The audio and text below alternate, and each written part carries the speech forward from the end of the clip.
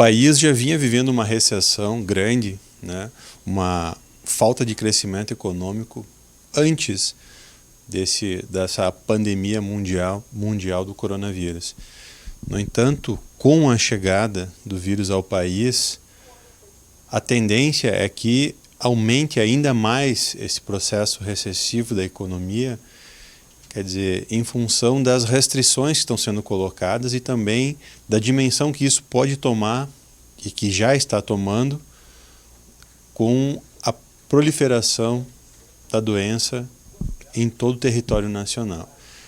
Hoje não existem ainda projeções por economistas brasileiros, ainda não tem muitas projeções de quanto isso vai impactar na economia do país, em termos de perdas. Isso não tem como ser feito ainda, ou está sendo elaborado. Por exemplo, da greve dos caminhoneiros, que ficaram um período parado e teve um impacto X na economia do país, pela não movimentação de mercadorias, enfim, serviços, bens. Então, não tem como se dimensionar isso ainda, é muito cedo. Mas já existe um impacto muito grande na economia. A questão é que muitos economistas já, e até recentemente um grupo de economistas da Unicamp, de professores, enfim, especialistas nessa área, se não me engano foram 27, fizeram um abaixo-assinado, uma carta endereçada aí à sociedade brasileira, ao governo, enfim, a quem de competência tem para tomar as decisões, falando sobre a necessidade nesse momento de se aumentar os gastos públicos para que a pandemia não vire também,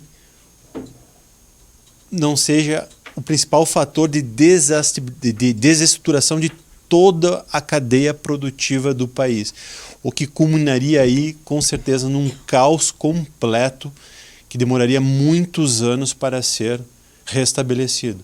Então, os especialistas na área recomendam que o país gaste mais. Essa é a hora. Se existe algum momento justificado para se aumentar a dívida pública do país, é esse, gastar dinheiro com as pessoas, em salvar vidas e com as empresas do país.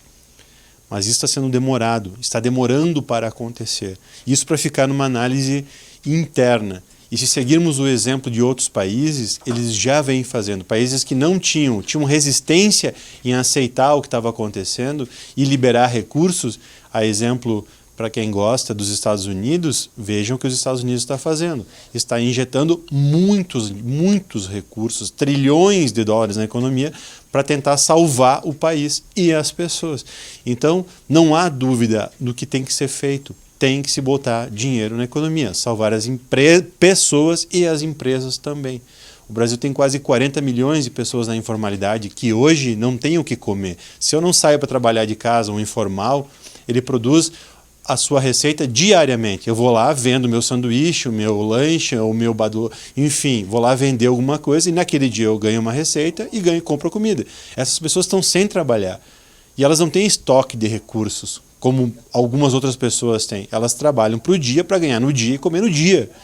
Então não dá para demorar e esperar e ficar pensando em assinar. Tem que fazer a coisa acontecer. E o quanto antes, para que isso não vire ainda mais um monstro que depois não vai ter como lidar com ele.